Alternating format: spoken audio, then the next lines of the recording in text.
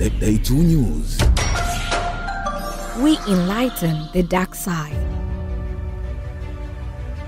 Nipo na Mheshimiwa Mwita Waitara ambaye ni mbunge wa jimbo la Tarime vijijini. Nimekutana naye hapa kwenye viwanja vya bunge na tutazungumza mambo mbalimbali. Habari ya Tarime kwanza, mnaendeleaje kule? Tarime ni njema sana. Mara ya mwisho nilikusikia kule Tarime ukizungumza ukasema kwamba kuna fitna kali sana ambayo inaendelea katika masuala mazima ya majina. Hili limekaaje?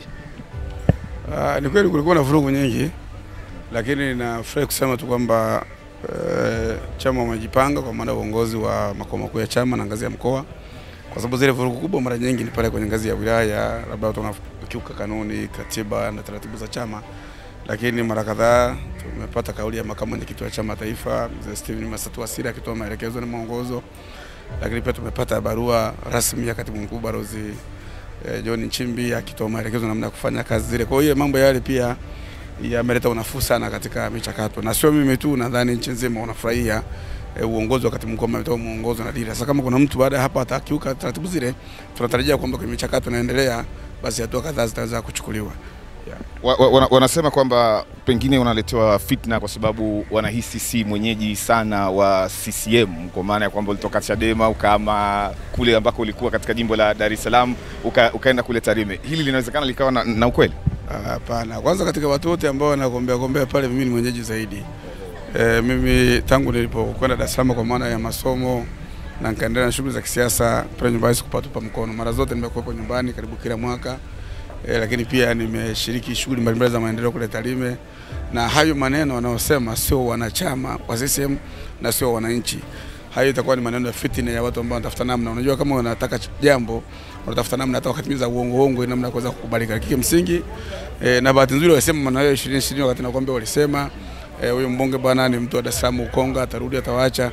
Lakini nafikiri na miongoni mwa wabunge ambao wamekaa kwenye majimbo yao kwa muda mrefu zaidi, wamefanya ziara karibu kila kata, kila kijiji, wamesimamia miradi ya maendeleo kwa uwezo mkubwa sana, wameshiriki shughuli mbalimbali za kijamii. Nadhani mimi katika mkoa wa Mara kama nitakuwa siongozi basi takuwa katika 3 bora nimo kwa kushiriki shughuli za wananchi na kuwahudumia. Kwa hiyo lakini pia ukiangalia hata namna uwakilisha hapa bungeni, mimi changamoto zangu zote zilizopo Tarime inawezekana hazijatekelezwa, lakini sehemu kubwa zimetekelezwa, na zile ambazo hazikutekelezwa zipo nje ya uwezo wa mbunge. Kazi ya kibunge nimefanya. Kwa uzuri ni kwamba wanachama na viongozi wao hawana shida. Wanachama wale hawana shida, wapiga kura hawana shida. Ni hizi fikiso ambazo wanafanyika pale. Lakini nimesema kwa namna ambavyo nimeona chama kimejipanga na maelekezo ambayo yametoka, na kwa sababu ni vitu vinafanyika hadharani, chama kinachukua hatua mbalimbali, nadhani hakitatendeka. Kwa hiyo ni maneno ambayo mimi kama mbunge hayanitishi. Kwa kumalizia, ni kwa tuendelea na majukumu. Wanasema pengine labda mahusiano yako na baadhi ya viongozi wa CCM wa wilaya si mazuri, na huenda ndio maana unajaribu kupitishwa katika njia ngumu kidogo, ingawa tunakiri wazi umekomaa na umegangamala kweli kweli. Kwa kwanza mimi naamini tu, mimi nimetokea umoja wa vijana. Kwa anayesema kwamba sikuwa mwana CCM, hiyo ni maneno yake. Mimi nimekuwa umoja wa vijana, tumefanya kazi na watu wengi katika chama hiki, tumepata mafunzo mbalimbali, na mimi ni mtu wa msimamo kwa kweli. Siwezi kukataa, ni mtu wa msimamo, na ninachopinga ni kitu ambacho nakiona hakini sawa sawa. Kimeandikwa hivi, unasema hivi, hilo tukubaliane. Ni kweli kwamba kumekuwa na namna hiyo, lakini sababu tu ni kubwa kwamba jimbo la Tarime vijijini ni jimbo ambalo lina uchumi mkubwa. Tulipo karibu na mpakani, kuna biashara kubwa pale. Kuna watu walikuwa wananufaika na mpaka ule. Lakini pia tupo karibu na hifadhi ya Serengeti. Kuna watu ambao pia ni wanufaika katika mgogoro ule wa hifadhi. Kuna Barrick North Mara, mgodi mkubwa wa dhahabu. Kuna watu wangetarajia kunufaika pale. Lakini jimbo lenyewe kwa maana ya wananchi wake ni jimbo ambalo linastawi karibu kila zao. Watu wetu ni watu wana nguvu, ni wajasiri, wanalima, wanajitambua kimaisha. Kwa hiyo maana yake hata mapato ya halmashauri unapozungumza, halmashauri yetu ile ni halmashauri ya 3 katika nchi. Tunakusanya zaidi shilingi bilioni 10 katika halmashauri hizo. Kwa hiyo tumeipandisha hadhi sana halmashauri. Sasa katika michakato hiyo, mimi sio mfanya biashara, na mimi si mtu ambaye nataka kunufaika kupitia siasa. Mimi malengo yangu ya kurudi Tarime pale ni kuacha alama, kwamba ningetamani siku moja baada ya kuwa mbunge mstaafu katika eneo lile waseme huu mradi haukuepo, sauti ya Waitara, nguvu zake, jasho lake, mradi umekuja hapa. Na hizo alama nimeweka karibu kata zote na wananchi wanatambua. Sasa kwa watu ambao walitumia siasa ya Tarime vijijini, vurugu za kisiasa, mamlaka walionayo, uchumi wao, na baadhi ya watu wanakuwa imported. Kwa sababu wengine wanapiga kelele pale Tarime, wala sio watu wa Tarime, ni watu wanaishi Dar es Salaam, wameletwa wamekuwa kwenye mahoteli wanalisha wanafanya siasa. Sasa ngasema mimi lazima niwe upande wa wananchi. Sasa ukisema hivyo utapambana na watu ambao walikuwa wameweka mirija na mirija tumekata. Fedha ambazo watu walikuwa naenda kuweka kwenye akaunti za vijiji, zile fedha zimebaki kwenye mgodi, unatangaza tenda, mkandarasi anapeleka certificate, analipo fedha direct kwenye mradi. Maeneo ambayo miradi kwenda kwenye vijiji, watu wananufaika, sasa hawezi kunufaika. Miradi kienda kwenye kijiji, tunatangaza hadharani.